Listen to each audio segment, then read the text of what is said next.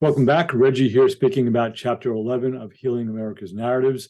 I'm coming towards the end of this chapter, and I'm going to speak briefly today about another approach or perspective that can be helpful in healing and in uncovering and owning and integrating shadow, and especially in light of the book's scope, which is fairly large, looking at 246 plus years of American history, the century or so of colonization that preceded it, on what we now call North America, and all that we face in current day America in this third decade of the 21st century.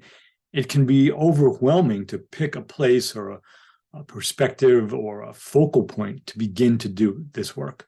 So I'm turning now to Buddhist teacher, whom some of you have probably heard of, Pema Chödrön, in her appropriately titled book, Start Where You Are, A Guide to Compassionate Living. And she has many other books out with titles such as The Places That Scare You, Living with Uncertainty. I don't know if it's living with, but something to do with uncertainty as well. So her books are really reassuring. She makes it really clear that you're not going to escape the difficulties of life.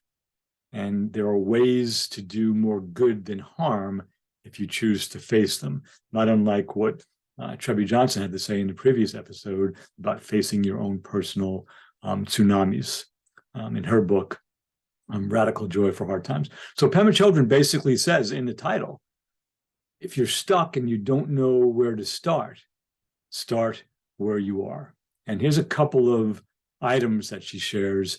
So you might think you're special or not special enough, so you really can't start where you are for some external circumstances. So she writes, you may be the most violent person in the world. That's a fine place to start. Juicy, smelly. You might be the most depressed person in the world, the most addicted person in the world. You might think there are no others on the planet who hate themselves as much as you do. All of that is a good place to start.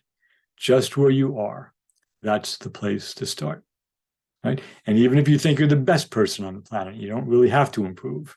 That's a really good place to start, because that's just as diluted as thinking you're the worst person on the planet.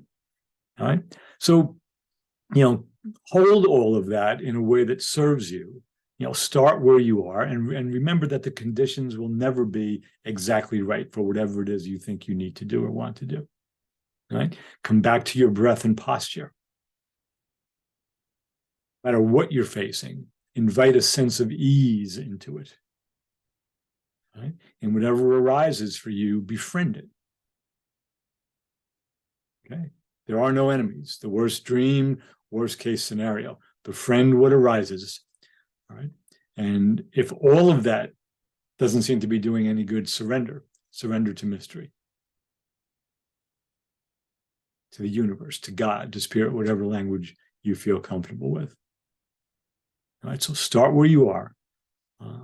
We need people to begin where they are. We need to begin healing. Right? No sense in waiting any longer. Thank you again for your tuning in, and I look forward to seeing you the next time.